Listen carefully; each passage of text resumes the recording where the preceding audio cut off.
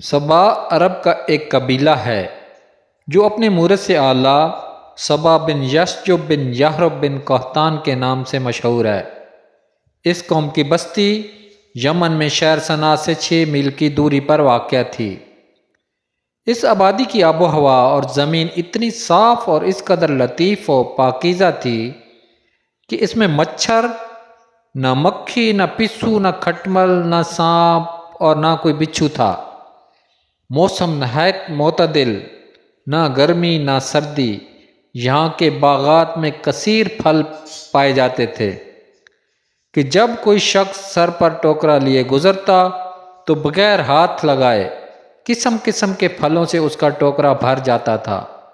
غرض یہ کہ قوم بڑی فارغ البالی اور خوشحالی میں امن و سکون اور آرام و چین سے زندگی بسر کرتی تھی، مگر نعمتوں کی کثرت اور خوشحالی نے اس قوم کو سرکش بنا دیا تھا۔ اللہ تعالیٰ نے اس قوم کی ہدایت کے لیے یک کے بعد دیگرے 13 نبیوں کو بھیجا جو اس قوم کو خدا کی نعمتیں یاد دلا دلا کر عذاب الہی سے ڈراتے رہے، مگر ان سرکشوں نے خدا کے مقدس نبیوں کو جھٹلا دیا۔ اور اس قوم کا سردار جس کا نام حماد تھا، وہ اتنا متکبر اور سرکش آدمی تھا کہ جب اس کا لڑکا مر گیا تو اس نے آسمان کی طرف تھوکا اور اپنے کفر کا اعلان کر دیا، اور اعلانیہ لوگوں کو کفر کی دعوت دینے لگا، اور جو کفر کرنے سے انکار کرتا اس کو قتل کر دیتا تھا، اور خدا عز و جل کے نبیوں سے نہایت بے ادبی اور گستاخی کے ساتھ کہتا تھا کہ آپ لوگ اللہ عز و جل سے کہہ دیجئے کہ وہ اپنی نعمتوں کو ہم سے چھین لے۔ جب قوم سبا کے سردار حماد اور اس کی قوم کی سرکشی حد سے زیادہ بڑھ گئی تو اللہ تعالیٰ نے اس قوم پر سیلاب کا عذاب بھیجا، جس سے ان لوگوں کے باغات اور اموال و مکانات سب غرق ہو کر فنا ہو گئے، اور پوری بستی ریت کے تودوں میں دفن ہو گئی، اور اس طرح یہ قوم تباہ و برباد ہو گئی۔ ان کی بربادی ملک عرب میں ضرب المثل بن گئی۔ عمدہ اور لذیذ پھلوں کے باغات کی جگہ چھاؤ اور جنگلی بیروں کے خاردار اور خوفناک جنگل اگ گئے، اور یہ قوم عمدہ اور لذیذ پھلوں کے لیے ترس گئی۔ آئیے اب آپ کو بتاتے ہیں کہ قوم سبا پر سیلاب کا عذاب کیسے آیا۔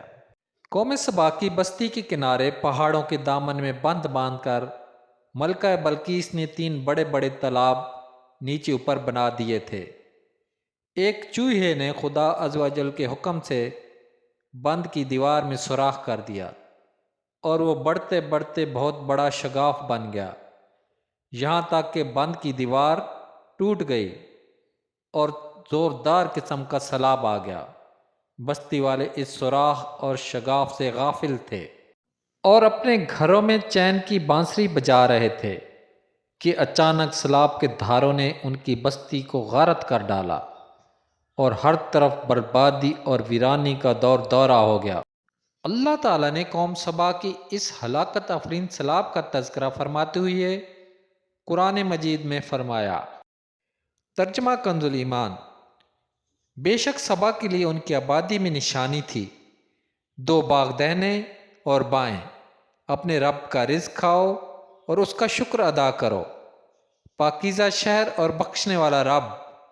تو انہوں نے منہ پھیرا تو ہم نے ان پر زور کا سیلاب بھیجا، اور ان کے باغوں کے عوض 2 باغ انہیں بدل دیے جن میں بد مزہ میوہ اور جھاؤ اور کچھ تھوڑی سی بیریاں۔ ہم نے انہیں یہ بدلہ دیا ان کی ناشکری کی سزا، اور ہم کسے سزا دیتے ہیں؟ اسی کو جو ناشکرا ہے۔ اس واقعے سے ہمیں کیا درس ہدایت ملتا ہے کہ قوم سبا کی یہ ہلاکت و بربادی ان کی سرکشی اور خدا عز و جل کی نعمتوں کی ناشکری کے سبب سے ہوئی۔ ان کی بدعمالیاں اور خدا عز و جل کی نبیوں کے ساتھ بے ادبیاں اور گستاخیاں جب بہت بڑھ گئیں تو خداوند قہار و جبار کا قہر و غضب عذاب بن کر سیلاب کی صورت میں آ گیا، اور ان کو تباہ و برباد کر دیا گیا۔